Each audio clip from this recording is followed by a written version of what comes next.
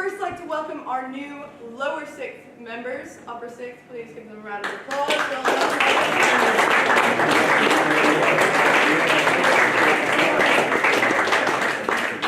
And this is also a bit of a bittersweet moment because this is our last formal meeting of our upper sixth cohort. So, lower sixth, give a round of applause to those who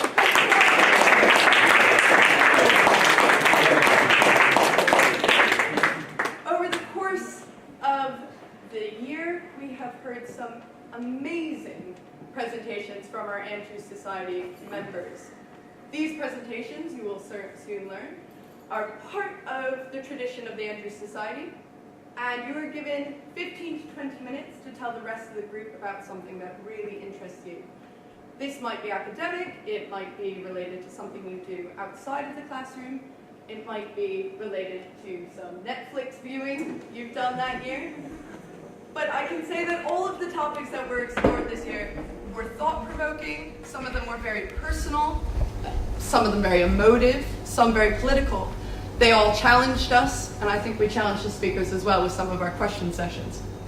Tonight, you are hearing from our finalists. So we have, as a society, voted for what we think are the 3 best presentations this year. These gentlemen seated before you are our finalists. So tonight we will have, who's going first? Noah Misell is going to be speaking about the murder of Jean-Benet Ramsey and the subsequent investigation. We'll then hear from Samuel Barratt, who's going to teach us all about nuclear energy. And then we'll finish up with Harry Raffan telling us about his favorite invention. Now, as audience members, you have a responsibility to be active listeners. So, after each speech, they range between about 10 and 20 minutes.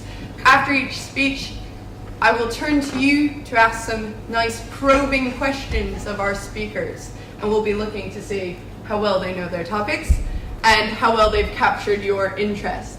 Lower sixth, start thinking about what you might want to do this year. Upper sixth, sit back and relax and know that you don't have to ever do this again. So, without further ado, we will have Mr. Noah Misell.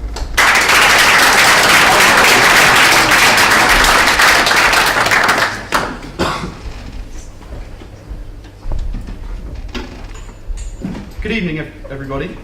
Today, I'm going to talk to you about one of America's most notorious unsolved crimes. A truly tragic event that took the United States of America by storm. A horror story that has been labelled by some as the day that innocence died. The event in question is the murder of 6-year-old beauty pageant contestant Jean-Benet Ramsey. Since the horrific news became known to the world on Boxing Day 1996, there has of course been much speculation as to who committed such a terrible crime. And after some research, I have formed an opinion myself, but more on that later. Please hold any questions till the end. The story starts on the 26th of December 1996, when Colorado State Police received a call at 5:52 a.m. from a seemingly disgruntled mother named Patsy Ramsey. Patsy called to inform the police of her daughter's apparent disappearance. Here's the recording of the call.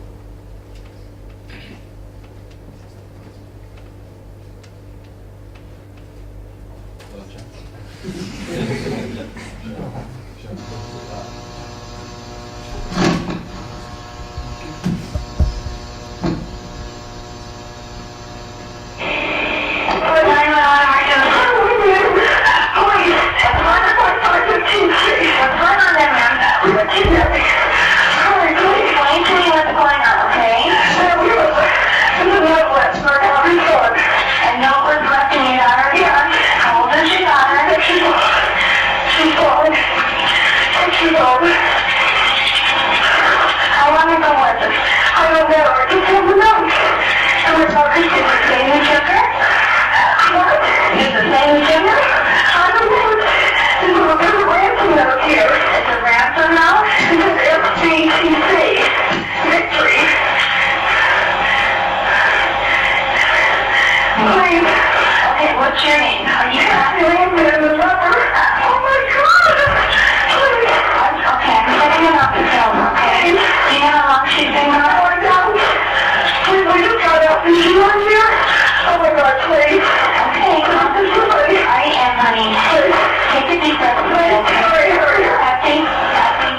Taxi? Taxi?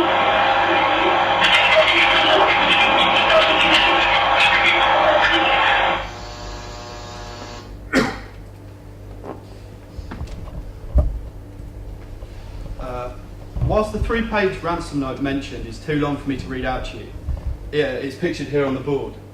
Essentially, the note is supposedly from an unnamed foreign faction who claim to have kidnapped JonBenet Ramsey and demand $118,000 for her safe return. Now, whilst the disappearance of a 6-year-old girl is of course devastating, unfortunately it's not unheard of in the world we live in. However, this was no standard kidnapping, and that much was made apparent around 8 hours after the police had been called. For when JonBenet's father went down to the basement of his house for the first time since his daughter's disappearance, he discovered her corpse, with a cord around her neck and duct tape over her mouth, still in her nightclothes and covered in a white blanket. She had been found, and very unfortunately, she was dead. An autopsy of JonBenet's body found later that she had not been killed by strangling, as the cord around her neck would suggest, but by a blow to her head which had left a large crack in her skull. The autopsy also found 2 other curious things. Firstly, that she had 2 small circle marks on her neck, which I'll show an image of now. Whilst the image isn't in any way sanguinary, it might be distressing to some. If so, if that's you, please look away. Oh.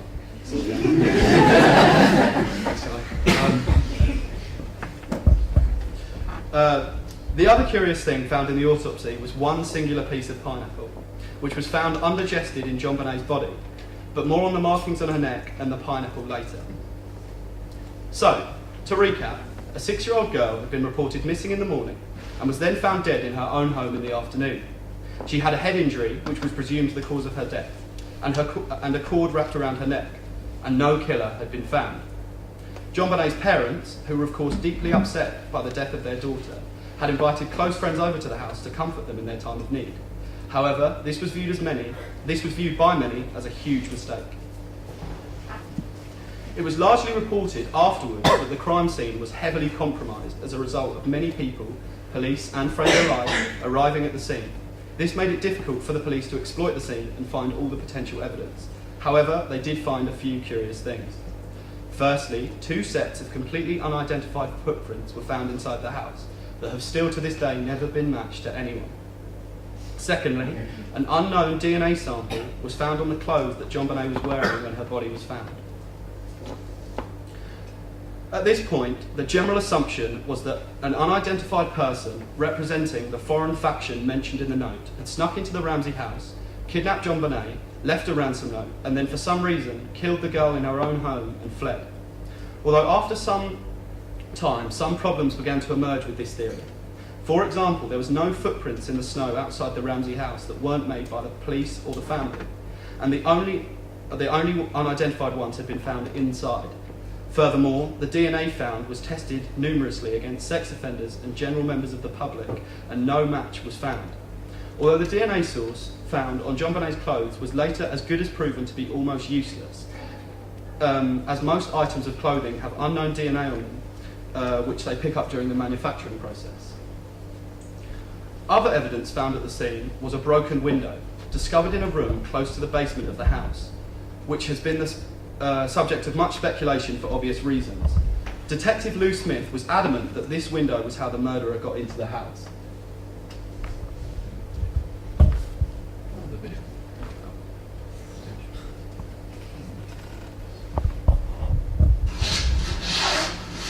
It's been said that only a midget can get down into this grate. Well, I'm no midget, and I'll show you how easily it can be done.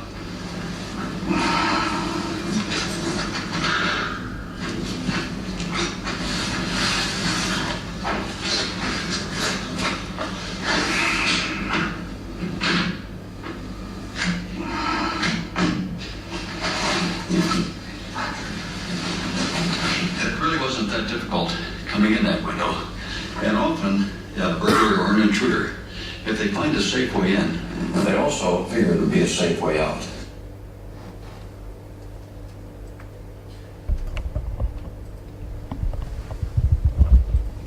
Lou Smith, the man from the video, who's pictured up there, also believed that the marks on JonBenet's neck that I showed you earlier were that of a taser, which might have explained why she did not scream after the killer had taken her from her bed.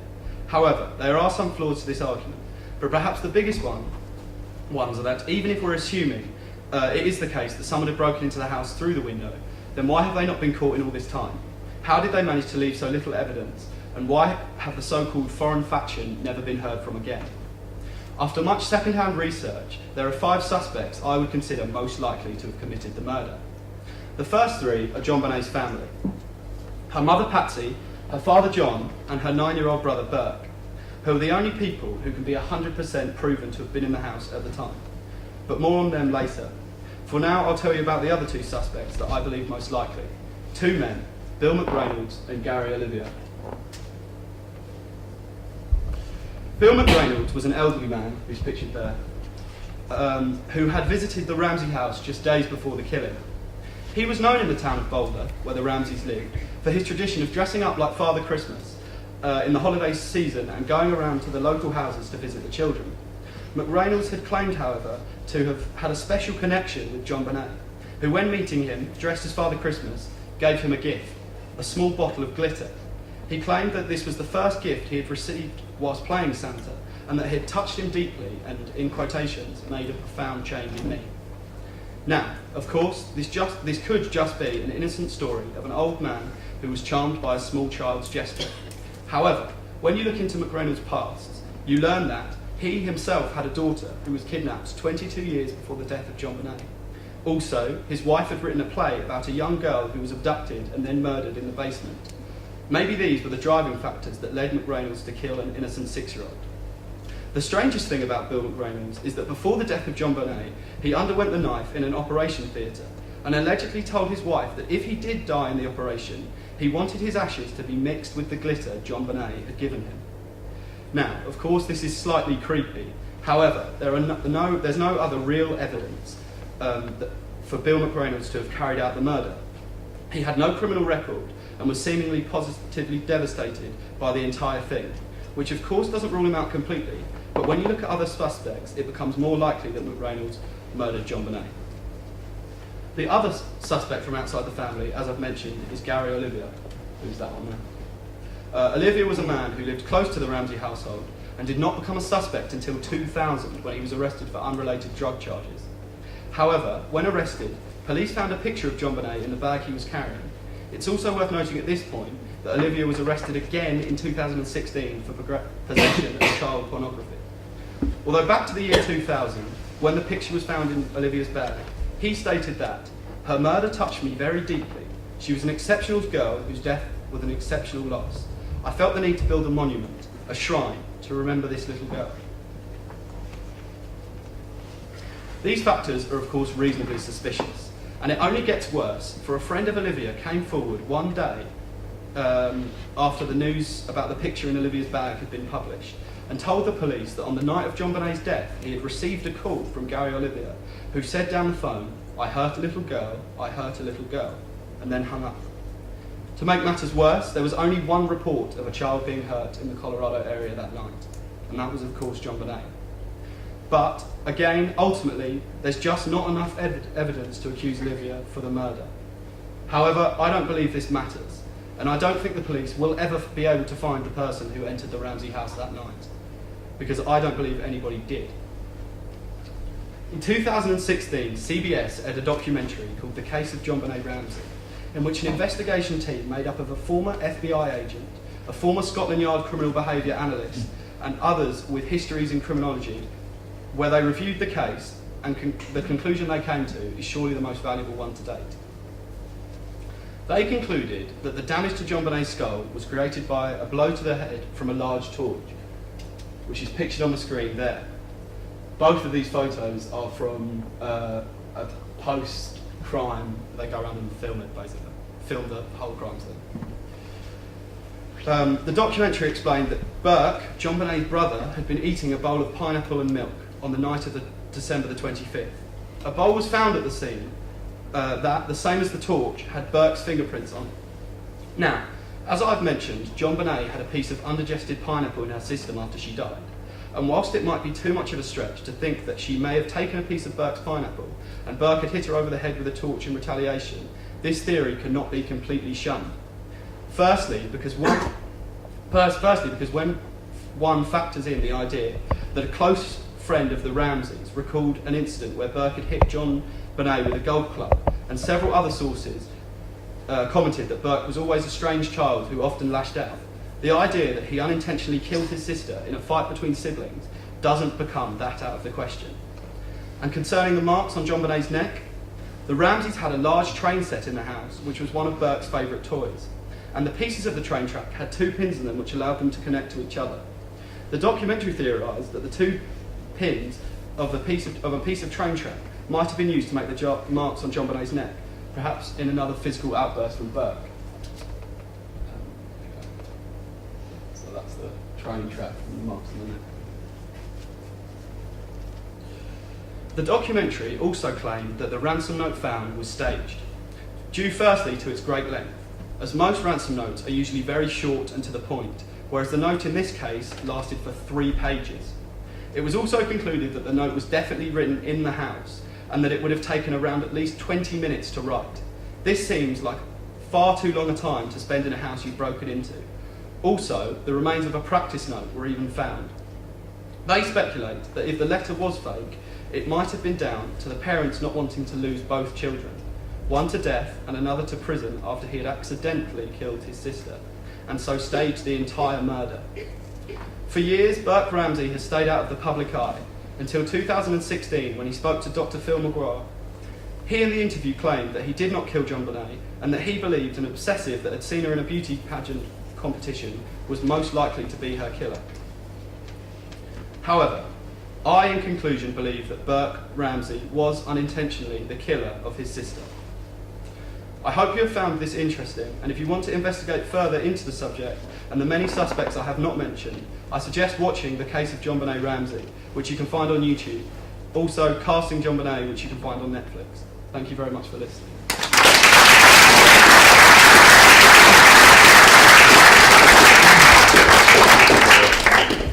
All right, we'll open for some questions, please. Like we saw in the video, so someone could have come in through the window, and that could have been anyone, not just the midget. But then you also mentioned that there was no evidence of anyone getting out of the house. So do you think it's possible that the person that broke into the house could have stayed there for a while? I think that is a possibility, but there are several problems with the window theory that I didn't actually necessarily mention.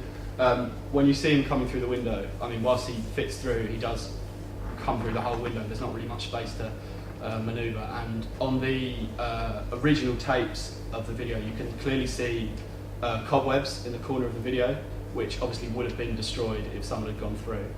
Also, I think the lack of anything in the snow outside also obviously means that no one left, and if they'd stayed, I don't know, I suppose that could have happened, but it would have been quite difficult because police were there pretty quickly, so it would have been quite difficult for them to leave had they stayed. Why do you think this case gains so much attention compared to others? I think when I started speaking, I mentioned that it was being named by some as the day that innocence died, and I think that was a massive factor. Obviously, you look at the Ramsey family; they were a wealthy family. They were on paper, they were a Christian family on paper, the kind of ideal American dream family. And I think the fact that obviously this massive thing happened to them, I mean, kidnappings and murders happen all the time, but the fact that it was to this specific family, and then I also suppose the factor of the kind of, you know, you didn't find out who did it, brought it a lot of attention. But I think it's mainly due to the fact that they were the kind of idealised family. You know, nothing goes wrong when you've got the American dream, but then obviously it did. So. What do you think it is about society that makes us like sensationalise certain murders or certain tragedies? I think it's generally an accumulation of things. So I think obviously the sort of timing as well. I mean, it was around Christmas that it happened. It's obviously like not really a time you hear about travesty, and obviously actually in 1996 when the murder happened was when they started, the kind of news channel started doing rolling news, 24-hour news, So I think the fact that it was on all the time as well made it really popular, because it was just, you know, obviously things don't happen every day. Major news doesn't happen every day. So when there's only, you know, when there's a slot to fill and you've only got one story, you're going to tell it again and again and again. But I suppose to answer your question sort of wholly, I think generally people are just sort of interested in them, and I mean personally I'm interested by, I mean, the motives and you know why that would happen, and obviously this is unsolved, so I think a lot of people like to look into it and theorise as well. So. With the letter, the ransom notes, presumably graphologists looked at it to try and identify whether it was one of the parents writing, and presumably the parents were suspects as well. Yeah. So the parents were subject. The mother was quite heavily scrutinised. They did both take handwriting tests. The father it wasn't a match, and the mother's was inconclusive. So she obviously, but at the time it was quite difficult, because obviously when they're grieving, you can't really sort of dig into whether they did it. So, and there's a lot of people comment on how the Ramseys were they sort of shut themselves off, and it's almost like they didn't want the murder to be solved, and that's another reason why I theorised that it did happen inside the family. But yeah, there was quite a lot of the mother was under quite a lot of pressure as to her doing it, but I don't think she did. I think that's unlikely, because looking at her, there's no real motive as to why she would do it. One final question. So, Barratt was her sibling, is most likely. Was at any time the sibling interviewed? I mean, it was, I can imagine just about maybe parents kind of somehow getting through that without giving it away. But what age was the sibling? He was 9 when it happened. Was he taught? Yeah. Was he interviewed? Yeah. So he was from press. He was kept out of it. He didn't interview at all with CNN and companies like that. He did have recorded interviews with child psychiatrists, and he comes across as slightly peculiar in the interviews. There was the first interview he had. One of the opening questions the psychiatrist asked him is to draw his family, and he just drew himself and his parents. And when the psychiatrist asked, "Where's John Bonetti?" he just said, "She's dead," quite plainly. He didn't seem to have much emotion. He didn't. In the interviews, it could be interpreted that he wasn't really grieving that much. But he was kept out of television press. Okay, one more round of applause. Thank you very much.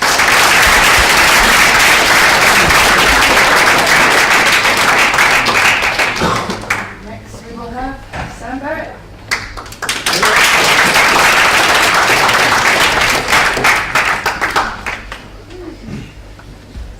Right, I'm going to talk to you about the advantages and disadvantages of nuclear power, and I just want to make the point that even if science isn't your sort of area of interest or expertise, all I'm trying to say is that it's best to make an informed decision on such things. So the idea is to give you guys the informed part of that, but not make the decision for you. So let's get started. We go on to the next slide.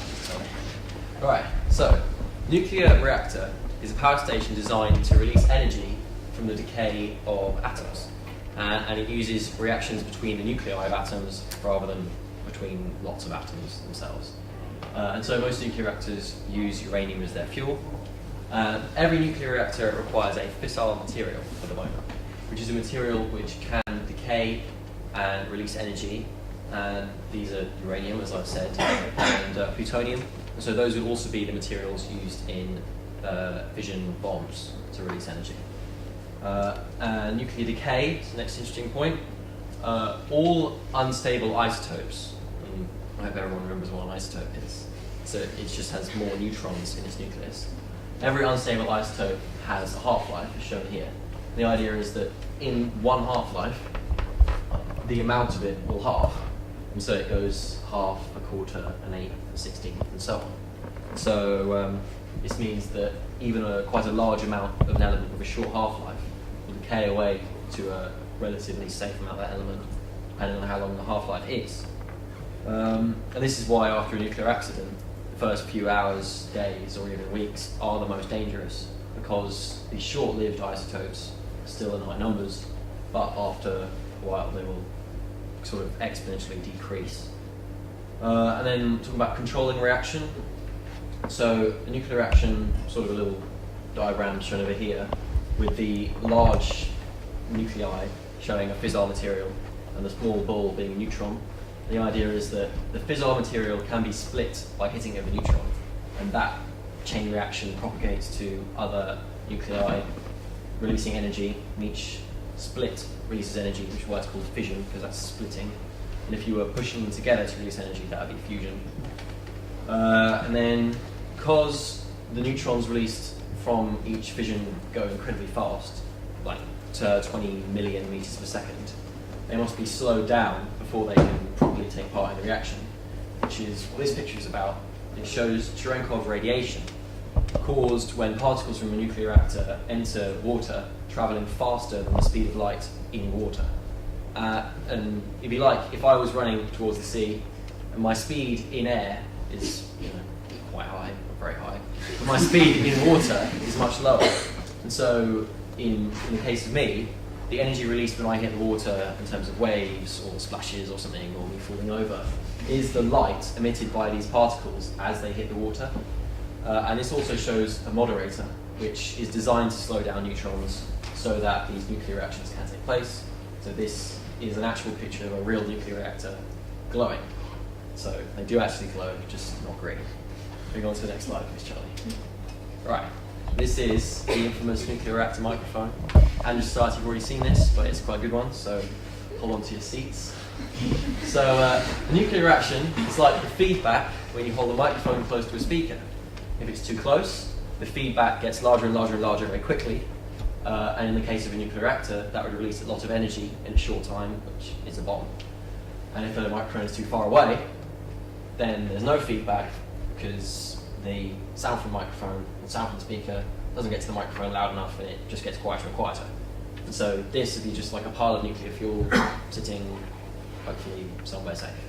And then right in the middle, just at the point where the feedback is there, but it's not getting any louder or quieter, that's a nuclear reactor, which is why it's very important to not let it go too far and not let it stop, because otherwise it will be useless or really dangerous. Okay. Right. And the most common type of nuclear reactor is a pressurized water reactor. And here we can see the fuel, usually uranium, and the moderator is the water, and it's also the coolant, which is an extra advantage of pressurized water reactors. And in order to control the reaction, to stop it becoming a close microphone reaction, or going too far, you have these control rods, which, when they descend into the reactor, stop neutrons from passing through, and hence stop the reaction. Usually made of boron. It's not very interesting, it just absorbs neutrons. And the idea is that heat is released from the fuel elements with every decay. That heat is transferred to the coolant, and then that heat from the coolant is used to boil water, and then that is used to drive steam turbines. So it's basically just a nuclear-powered steam train. It's like Thomas the Tank Engine, but really hardcore. And over on the right, left for me, is a nuclear fuel rod, and that was technically an assembly. A fuel assembly is made up of many rods, and each rod is made up of many fuel elements.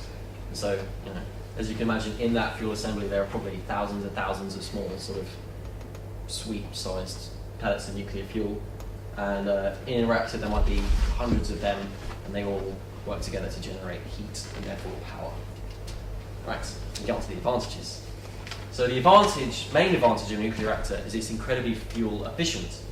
The idea being that nuclear reactions are much more powerful than chemical reactions because you can release more energy from them from a given mass. Okay with that? Okay. So, if you took 1 kilogram of natural uranium and converted it into nuclear fuel and then put it in a reactor, you could release as much energy as if you burned 14,000 kilograms of coal. And so that's why I say it's a huge advantage, because it doesn't rely on fossil fuels, and because it is less wasteful, although we'll get onto the waste in a bit. And then this is a fast breeder reactor. The basic idea is you use a nuclear reactor to make more nuclear fuel that you can then put in the reactor. And so the fuel cycle, which is how long the fuel is in the reactor and how long it's useful, is much longer. And so that diagram over there shows how it would theoretically work. I haven't actually built any yet, well, not any ones which provide power to the grid. The idea is you put plutonium in the middle, and then you put uranium around the outside, and then the radiation from the plutonium will convert the uranium into plutonium, which you can then use in the reactor. So it sounds sort of long-winded, but it's actually very useful. This also means that you could repurpose weapons-grade plutonium into reactor fuel, which is very useful when we talk about nuclear disarmament and that sort of thing. It also means that it's less wasteful because it's actually really valuable. Go on to the next slide, please. Okay. The next example is reliability. And this shows some other examples of power generation techniques. So that's nuclear reactor, coal, that's a gas turbine, hydroelectric, and then solar and wind.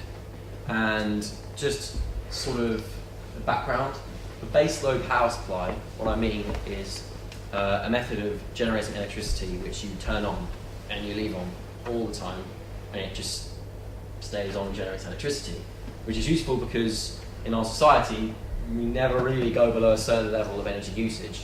And so that's why these base load power supplies are very useful, because you can just turn it on and leave it, and you don't have to necessarily worry about it. And then you have load following power supplies, which would be if it's breakfast time and everyone turns their toaster on at the same time, you're going to need an increase in power generation to keep up with that. And so these power stations aren't useful for that because you can't turn them on quickly or turn them off quickly. Whereas something like a gas turbine or a hydroelectric dam, you can either spin up the gas turbine quite quickly so it generates electricity, or you can just open the dam so it generates electricity quite quickly. So the combination of these two power generation types is what leads to a reliable and efficient power grid. And then to talk about solar and wind power, the problem with solar and wind power is that you can't turn it on and leave it on all the time, and you can't turn it on when you really need it. And so I'm not saying they're not useful, I'm just saying that in order to use them properly, you do actually need some base load and some load following already, because they can't supply either of that on their own. Next. Okay, so we've got a little picture of Mr. Burns there shoving some nuclear waste in a tree. And although that probably doesn't actually happen, it is the greatest downside of nuclear power, and that's the waste. And as I said earlier, with half-lives, the waste products from a nuclear reactor are isotopes, and a lot of the more dangerous ones are very long-lived. And so it does take thousands of years for these dangerous products to decay away, and that means that they have to be stored very carefully. So even once a fuel rod is spent, that is, its time in the reactor is over, it must be stored for 18 to 24 months in just a pond to cool down, because the products of a nuclear reaction will decay themselves, and so it will actually keep itself hot for a long time. So it has to sit in the pond, as it might be, for a long time. And that's not going anywhere, it's not leaking or anything, but it's still quite dangerous. And then after that, the best way to store it is in these dry casks, as you can see. And they're designed to withstand an impact from a commercial airplane. Unfortunately, they have to be. And they are very safe, but it's still a disadvantage because you can't open it. And one mistake is quite a big mistake in nuclear power. And so the most efficient long-term storage solution would be a geological store, which has to be geologically stable. You can't just throw it in a volcano, because in however many years that's all going to blast out again and go everywhere. So currently they're planning to build one in Cumbria, and they basically dig kilometres down underground and they sort of leave it there, put big signs which say don't open this on it and stuff. Right. So while waste is important to take care of and store properly, the further point about damage to the environment is that even if you store the waste completely perfectly and none of it goes everywhere, there is still the random chance that something will go wrong, and the many redundant safety measures in every reactor will fail, and the nuclear radiation will be released in the environment, as with the Fukushima disaster. Yeah, it could happen. It can happen with anything. Just with nuclear power, it's much worse. They had to remove like a metre of topsoil from kilometres of land around the power plants, which is quite bad. And so, yeah, it is the biggest downside, but nuclear power also has these big upsides. So, thank you for listening. I hope you can now say that you know a bit more about nuclear power, and thank you again.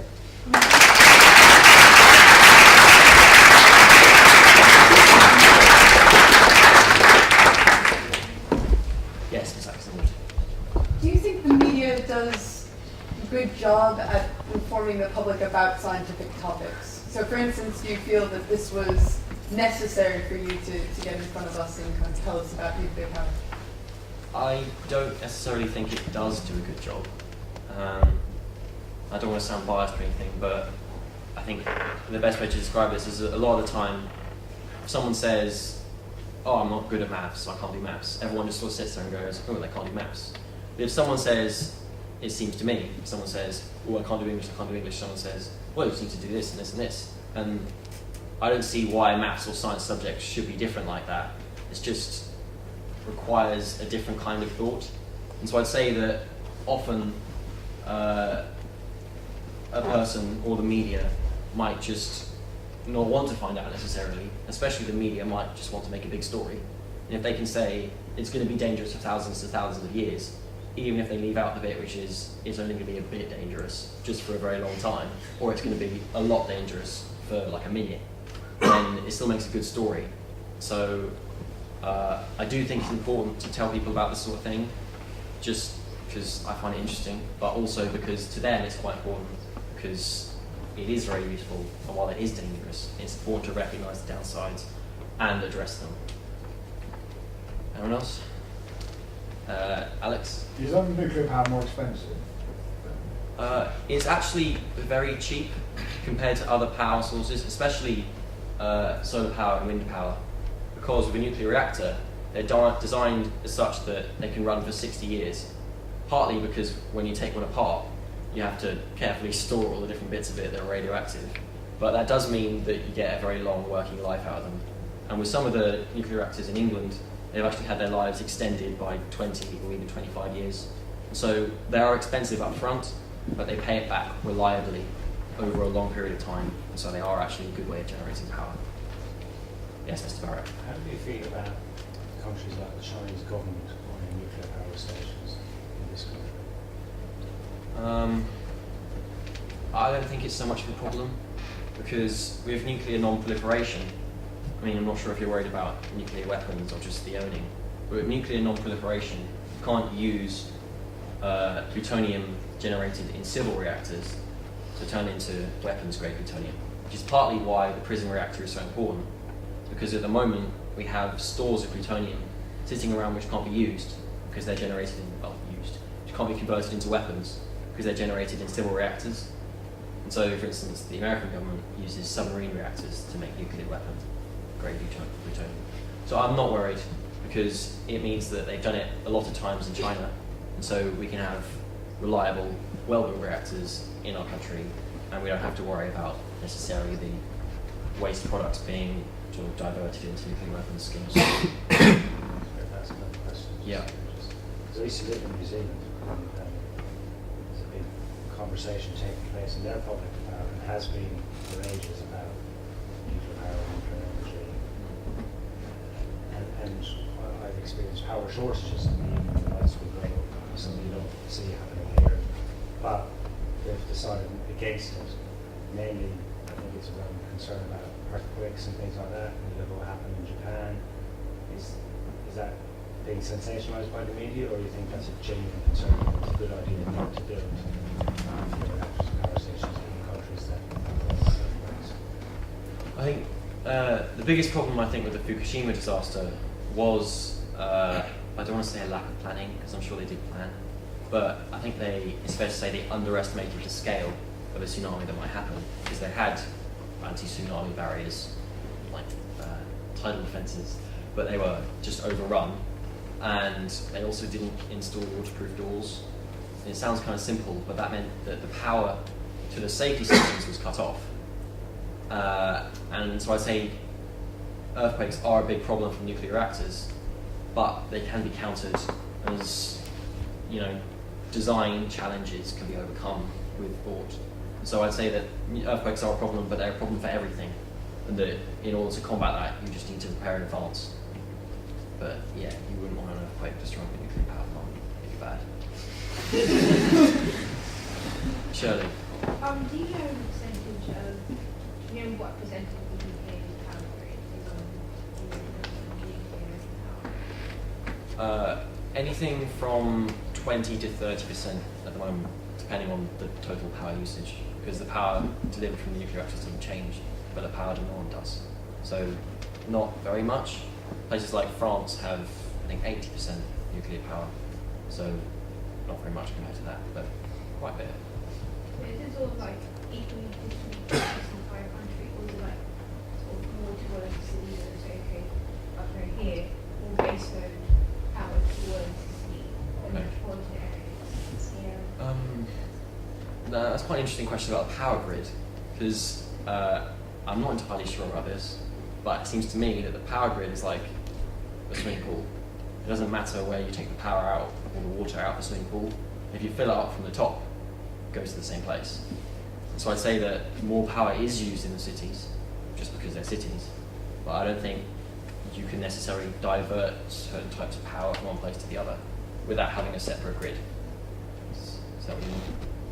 Okay. Abdurrahman. He said the one true problem stopping us from finding a place to really store it is they found a place in Finland, I think, and Norway. And he said that yes, you can have a site for today, but in 10,000 years, if someone was to try and come and open the place, how can you stop it and make sure that you have a need again? Can't predict the future, obviously. And so, if we are still living in a society like this one, then you could just write danger nuclear waste, and they will either in 1,000 years still know about it and just not let anyone go there, or they will have figured out a better way to deal with it, or it could be that we're living in the aftermath of the nuclear apocalypse. It's not nuclear power, it's nuclear weapons, and no one knows. So that is a big problem. I would say that there's no way to really get around that. But in 1,000 years, it will be more safe, not safe. So you can't predict the future. I think that's the best way we've come up so far. And a geological store is even better, because you'd have to try really hard to get a kilometre underground, and then you'd have to open it. But yeah. I know you said that wind power and solar power aren't very reliable, but are there any renewable power sources that could be as reliable as nuclear power in the future?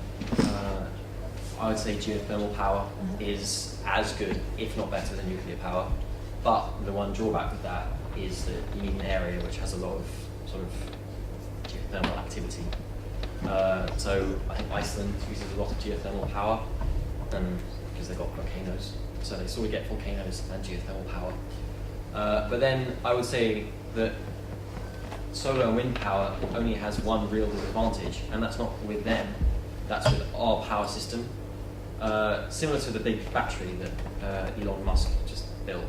Well, he didn't build it, but that was built in Australia. If you can store power efficiently, then solar and wind power is great. But because we can't store power efficiently, we need something that constantly supplies power, rather than intermittently supplies power, and then we can sort of use the battery stored power to supply it. So battery technology would make solar and wind power very useful. Okay, I think we'll stop there and Can we not have Jan? we'll have the final question. Okay, fine. Jana, final question. Very good. Do you think it would be beneficial if the UK government invests in the nuclear power? Yes, I think it would be beneficial. Because at the moment we have two types of nuclear reactors in the UK. Advanced gas-cooled reactors and pressurized water reactors. And the advanced gas-cooled reactors are reaching the end of their extended lifetime. And so we're looking at a shortage of electricity in the next 20 or 30 years. And so we actually need to build new power stations of any kind, but we could build new nuclear power stations because it's coming back now, especially in America, after sort of getting over the 3 Mile Island incident and going over that bit and building more nuclear power stations. So if we start building now, we can get in on the expertise that's here now. So we don't want to wait until after it's gone. The people who did build nuclear reactors have spent 10 years doing other things. They're kind of like, oh, I don't want to go back again.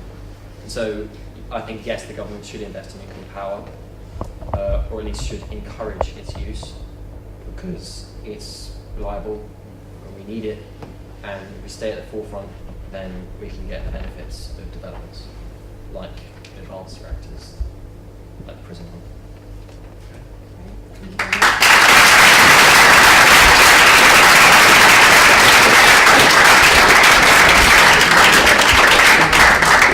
Okay, brilliant. And finally, we have Perry.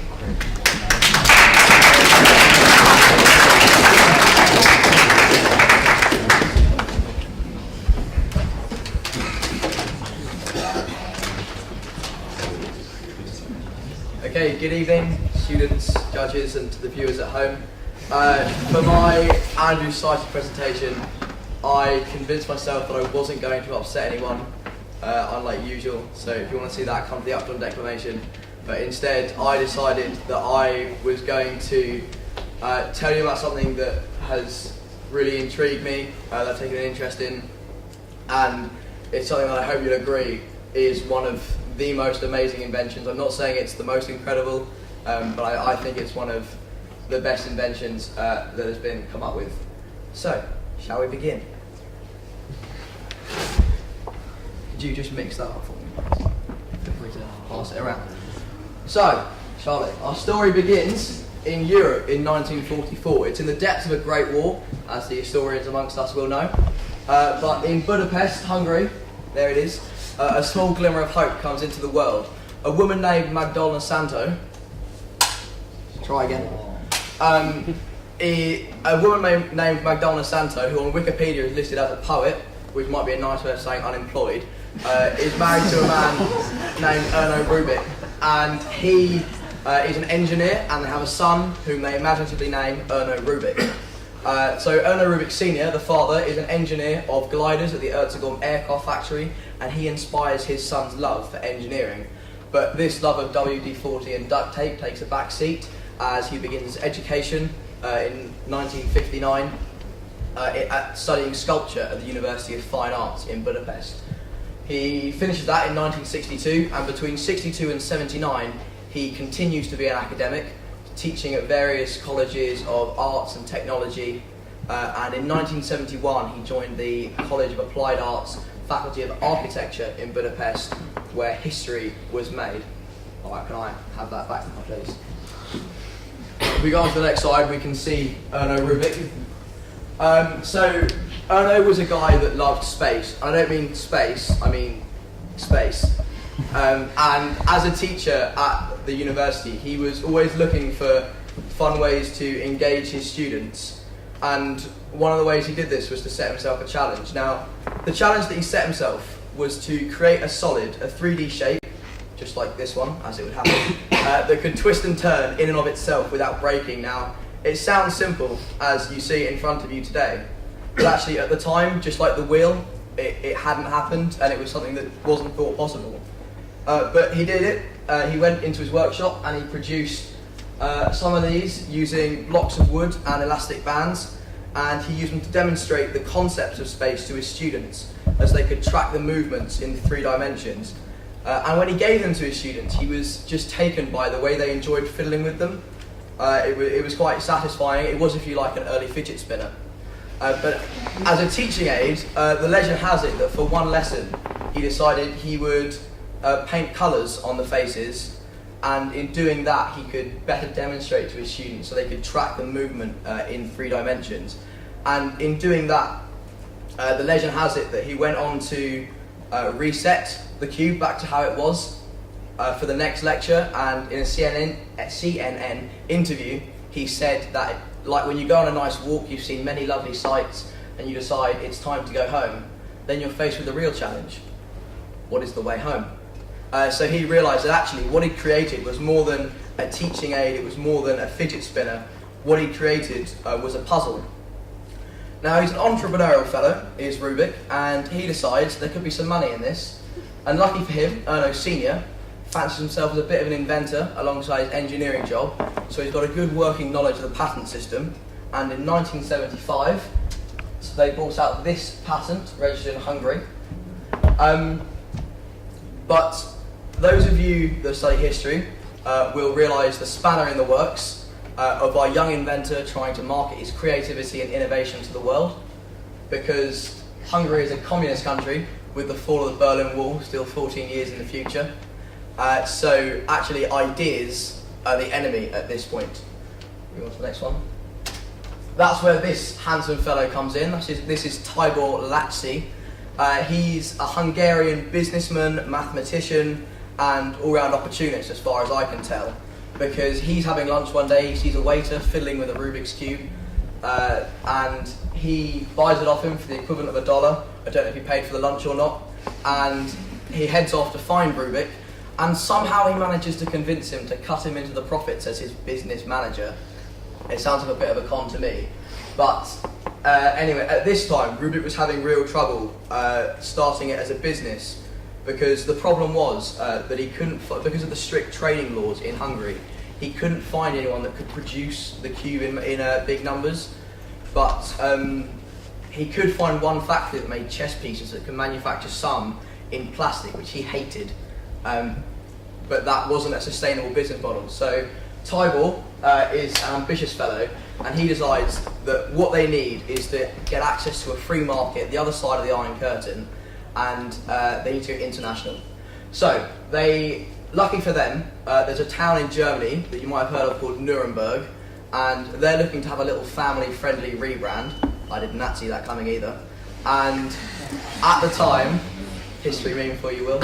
At the time, they are holding a toy fair for this family-friendly image. So they head to the toy fair in search of a toy distributor, and here they find Thomas Kramer. This is in February of 1979. They come across Thomas Kramer, who was younger back then, and he runs a licensing agency called Seven Towns Limited. Now, he's Hungarian-born, but he is living in Germany. Living in Germany, but his agency has offices in London, and that is the critical link to the other side of the Berlin Wall that allowed them to have access to the free market. And his agency brokered a deal with an American company called the Ideal Toy Corporation, and they bought 1 million cubes. Now, a suspicious government agency called Consumex slapped them with a bill of $1 million to be paid in advance of the purchase, because communism, that's why. And the Americans foot the bill, and the cube became available to a free market. But they decided the magic cube wasn't very memorable, so they come up with some new branding, and they call it the Rubik's Cube to give it the personal touch. Now, this cube was launched in America in 1980, and that is how the innovation of a young man in a communist country came to the free market and was unleashed on the world. Experts believe that Rubik was the first self-made millionaire in a communist country. So that's a pretty impressive achievement. But the story is just beginning, so buckle up, kids. It's about to get wild. After its launch in 1980, 400 million of these cubes, and counting, have been sold. So that's more than the current US population. The 80s, as you can see, was the true heyday of the Rubik's Cube. It's almost certain that alongside dodgy hairdos and flared trousers, your parents and the teachers before you today will most likely have played with the Rubik's Cube. It's believed that 1 in 7 people around the world now has touched a Rubik's Cube, and it's won Toy of the Year 8 times in 7 different countries. So it really is revolutionary. Now, it started its own culture, and it's pervaded other areas of culture. So if we can have a look at the next slide. This is Rubik's Cubism.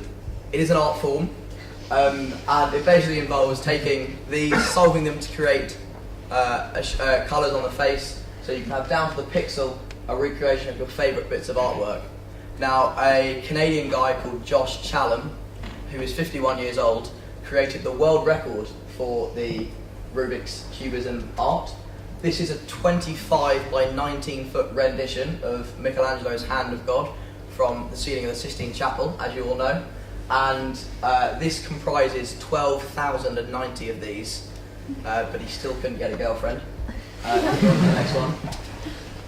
This is an example of the Rubik's Cube in film. It is in so many films: Armageddon, Tron Legacy, The Amazing Spider-Man, and my favourite, The Pursuit of Happiness. Set in, if you might have skipped to like halfway through, because Only count.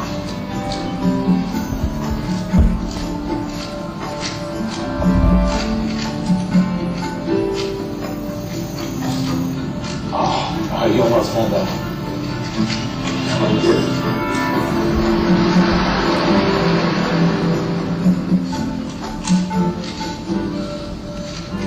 Look at that.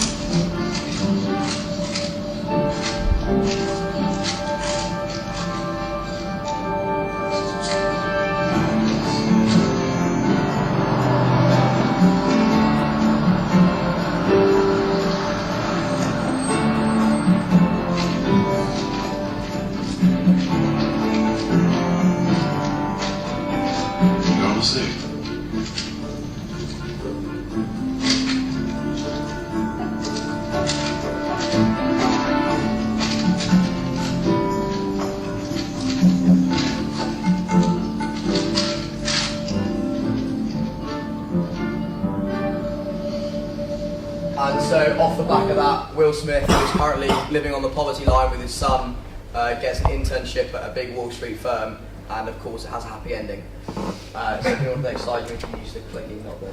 Yeah, good.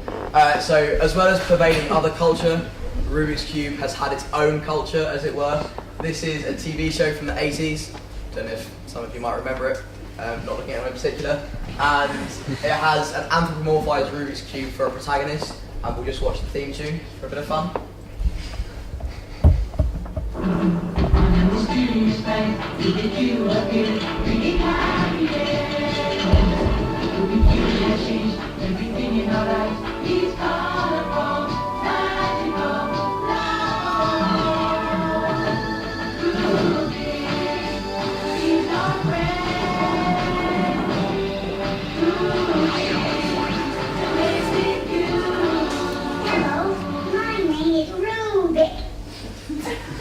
So as you can see, not at all creepy, and I can't think why they didn't make a second series. Next one, please. Now, one of the main areas of the Rubik's Cube that's sort of quote-unquote famous now is the sport that Rubik's Cube has, and those in the cubing community, which by the way I'm definitely not, call it speed cubing. There is, as you can see, a World Cube Association. It's a sport that does what it says on the tin. The association administers a series of competitions to see who can solve the cube the fastest. There are different types of cube, different ways of solving it. The fastest for a standard 3x3 original Rubik's Cube solved using all of your limbs is 4.59 seconds, and a South Korean guy called Sung Bom Cho set that in October last year at the Chicago Ghost competition, and we can watch it here.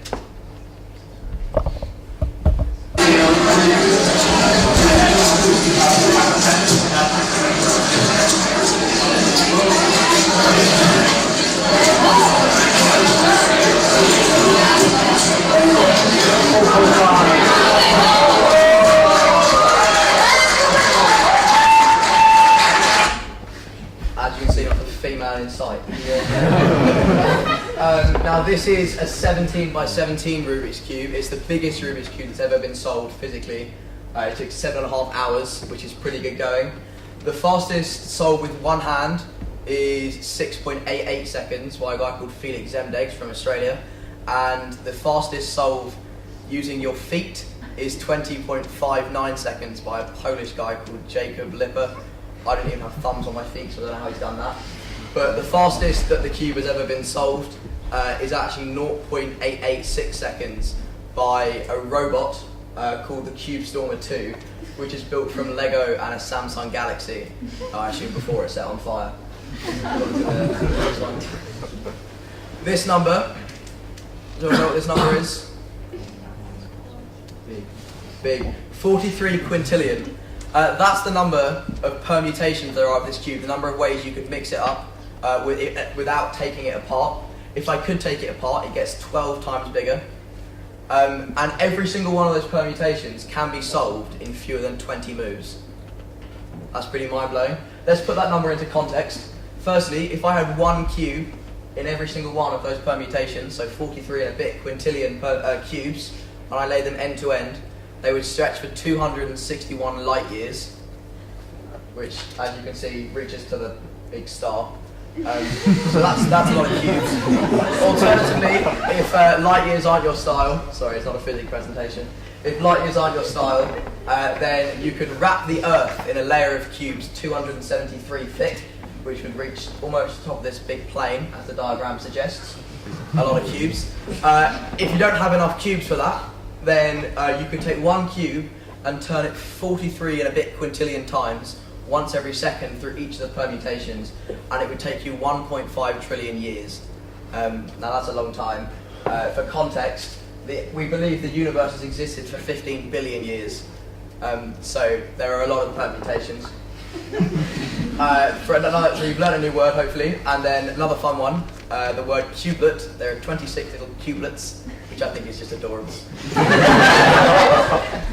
And there are 26 on a standard 3x3. But why have I chosen to talk to you about the cube today? Well, to me, what's amazing about this invention, apart from the fact that yes, when it was first conceived, it never, should have existed. How the mechanics work is still a mystery to me. But what I like about it is its simple beauty, because we as humans don't want to believe that we can be outsmarted by something that looks essentially like a children's toy. The neon colours are almost taunting you into believing that it's simple, like the cup stacking game you used to play. But this is a lot more difficult, or I think so. And it's the fact that it goes against our human nature, because any time you want to solve it, if you solve one side, you then have to disrupt that progress to make a new side. So we as humans, I think, we always want to be able to take progress we make, sort of park it and then build on it. But you have to be willing to go back on what you've done in order to make progress, which could be a motivational message for life. But I think that's what makes it so exciting and so endearing, as it were. But finally, it is a challenge. It's a mountain to climb. It appeals to the OCD in all of us with the pretty colours. And there's nothing more sort of pleasing than just that final turn of the Rubik's Cube. Before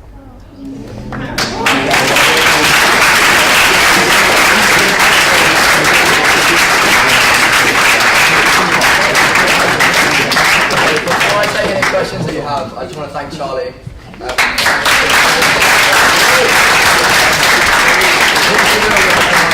If you have any questions, then fire away. Miss Birdie? Yeah, you started off by saying you thought this was the greatest invention. Just going to put something out there. I have an insulin pump. I'm going to go, that's one of the greatest inventions, rather than a Rubik's Cube. Would you like to contextualise that with maybe a particular field, or why? Can you summarise why you think it's the greatest invention? So I don't want to make this technical, but I think I said I didn't think it was necessarily the greatest. And I think your insulin pump would be a fantastic example of something with a bit more utility. I'd argue it doesn't have the same simplistic appeal that the Rubik's Cube has. It's not a thing of beauty in its simplicity, but I think, yes, if I was diabetic and I could have one thing on a desert island, it would be an insulin pump rather than the Rubik's Cube. You're quite right. Any other questions?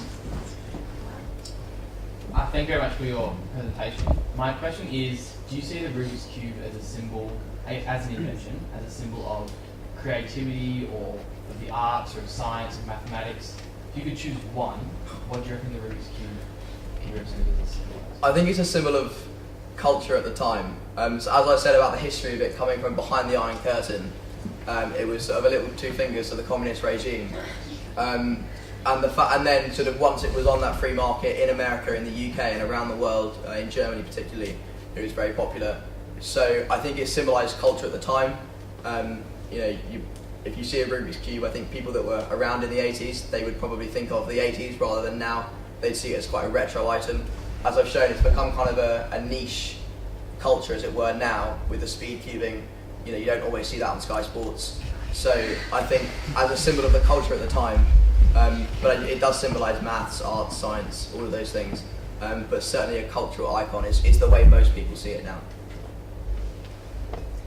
Do you think we take the objects around us for granted? Wow, that's a deep question. The philosophy of the Rubik's Cube.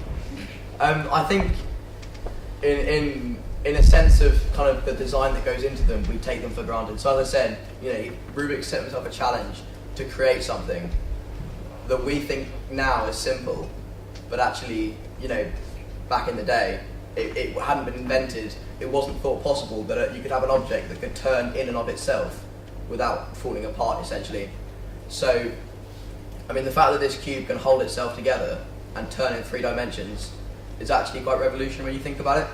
And I think that's the case for a lot of things. You know, you've got the iPhones that we all have in our pockets that we probably take for granted in terms of the level of detail that's in them. But every invention around you had to be designed by someone. A lot of thought went into, you know, the exact shade of the wood paneling on this table. So I think, in a sense, yes, we tend to forget the level of detail and design that is in everything. I think perhaps it's a sort of postmodernist error in that we all take things for granted because we have all this technology at our fingertips. Yeah. What's your record? My record? My record is 1 minute 13. But just like my 100-metre sprint record, it's gone downhill in the last 100 minutes. What were you going to do in your presentation if you got to the end of your speaking and you hadn't been able to solve the cube? So the Upper Sixth members of the Andrew Society will know that this was an error that happened in my first presentation. So I don't really have a plan. Noah told me to work on a joke for if that happens, which I think shows his confidence in my ability. I think I was just praying, and that was all I was relying on for that one. Is it true that Edward Snowden stole the project out of the CIA in the middle of the Rubik's Cube? I haven't heard of that one. In famous Rubik's Cubing Eds, I know Ed Miliband lists the Rubik's Cube as his party trick, but I didn't know it was in a Rubik's Cube. That could be true. Maybe something to do an EPQ project on. One last question? I was reading about Rubik's Cubes early today. Of course he was. I was actually Googling nuclear power. Yeah, and I came across something which said that the fastest Rubik's Cube was actually not done by a Lego robot. How do you feel about that? Not to directly contradict you. If we go to the next slide, please. No. No, that's... It is an academic presentation. If you'd like to dispute the sources, then we can discuss that later. But yeah, who do you think is sooner? Well, I can't remember what it was called, but it didn't use Lego. It had proper stepper motors and stuff. So. It's possible that that's changed since I wrote the presentation. But here are the sources that I used for the presentation. If you'd like to dispute them, then I'm sure you'll find an email on their websites. Thank you very much.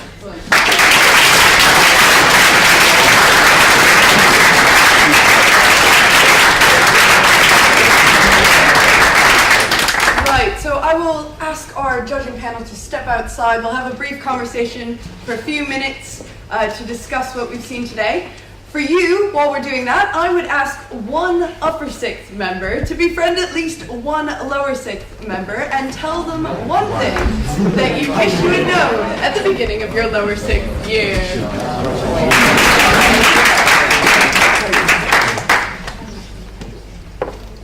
Well, three very good presentations, 3 very different presentations.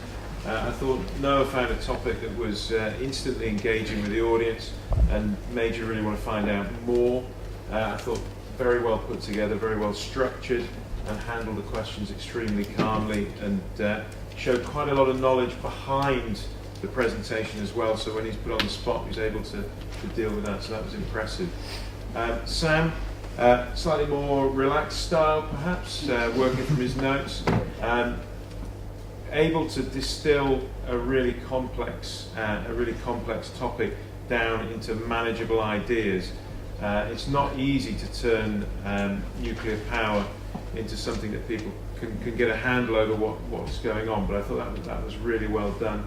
A little bit of humour thrown in there as well. Just the right amount probably for a very technical topic to make sure people didn't drift away from it, and also got people thinking about what's right and what's wrong, and what should governments be doing, what should we as people be doing in terms of nuclear power. So again, a very different but a very important topic to think about. And then Harry, to do the Rubik's Cube while you're doing a presentation is really remarkable to be able to do that. I remember back in the 80s, I was around then when I had my Rubik's Cube, and I bought a little book so I could cheat to try and finish it. I still couldn't finish the thing, even with the guidance of what to do to move this piece to there. So that was amazing. Lots of detail as well. A real story behind what seems to be just a toy, but actually probably stands for a lot more than that. And also speaking without notes throughout the presentation, very, very impressive to do that. And handling a number of quite difficult questions as well.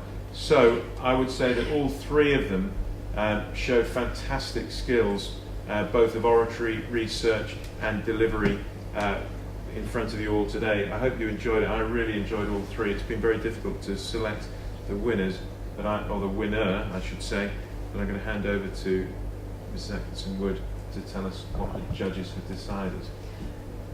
I think all three are deserving of our praise. However, this year's Andrew Society champion is Mr. Samuel Barratt.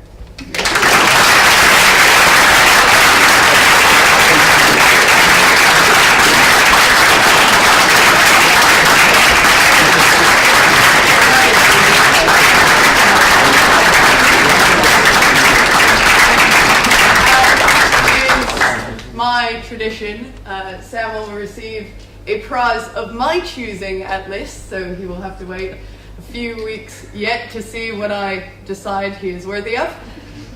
I would like to say to my upper sixth members, thank you so much for a really incredible year and a half of the society. I hope you've enjoyed our sessions. Emotional. We will have a going away party at some point for all of you.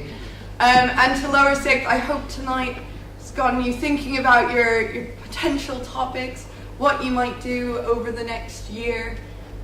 Please come find these guys, these upper sixth. They're always around, here to answer your questions.